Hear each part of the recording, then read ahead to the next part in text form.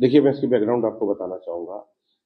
माह अप्रैल वर्ष 2024 में एक अभियोग पंजीकृत हुआ थाना गढ़मुक्तेश्वर में, जिसमें एक विशाल सिंघल नामक व्यक्ति ने ये कथन किया कि उनके पिताजी मुकेश सिंघल का एक रोड एक्सीडेंट हुआ था, जिसमें वो गंभीर रूप से घायल हो गए और बाद में उनको मेरठ ले जा करके उनका इलाज कराया गया, परंतु उनकी मृत्यु हो गई।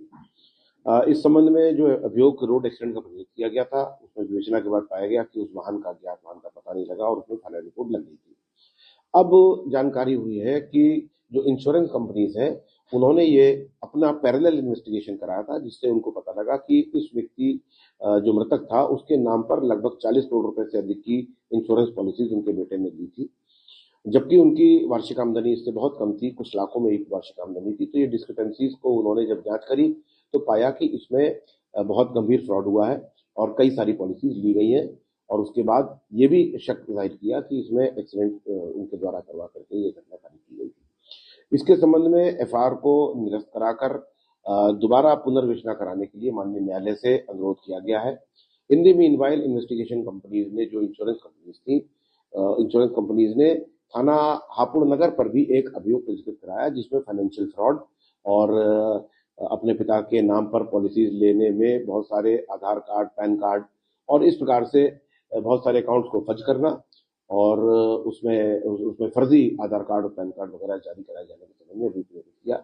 इसमें प्राथमिक इन्वेस्टिगेशन के बाद में इस साक्ष्य के आधार पर विशाल सिंघल और उसके एक अकॉम्प्लिस को जेल भेजा गया है। विवेचना चल रही है और जैसे ही हमको थाना गढ़मुक्तेश्वर वाली घटना के संबंध में विवेचना की अनुमति मिलेगी, उसमें विवेचना करके इस प्रकरण की तह तक पहुंचा जाएगा।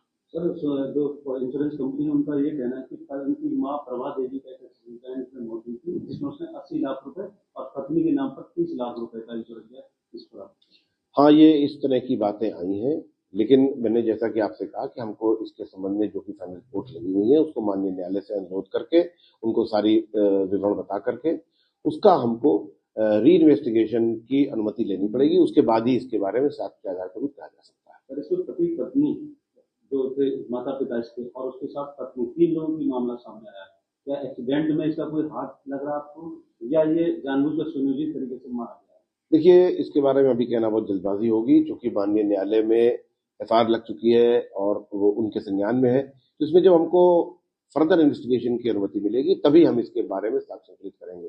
जहां तक प्रैक्टिकल बात का सवाल है, इस प्रकार की बातें हमसे जो इंश्योरेंस कंपनीज थी, उन्होंने इस बात बारे में कहा है, पिता और माता के बारे में कहा है, और जो इनकी पत्नी थी, उनकी मृत्यु किसी और प्रकार से होना अभी तक जानकारी में आया है उनकी बातों के आधार पर। लेकिन जैसा कि मैंने कहा कि ये इन्वेस्टिगेशन जब शुरू होगा, तभी इसके बारे में कुछ और गहराई से कहना संभव है। स्वामी को कितने आरोपी गिरफ्तार किए? इसमें 2 व्यक्ति गिरफ्तार है। नमस्कार, दोस्तों, मेरा नाम है आरिफ। आप देख रहे हो ऑल इंडिया रियल न्यूज और आप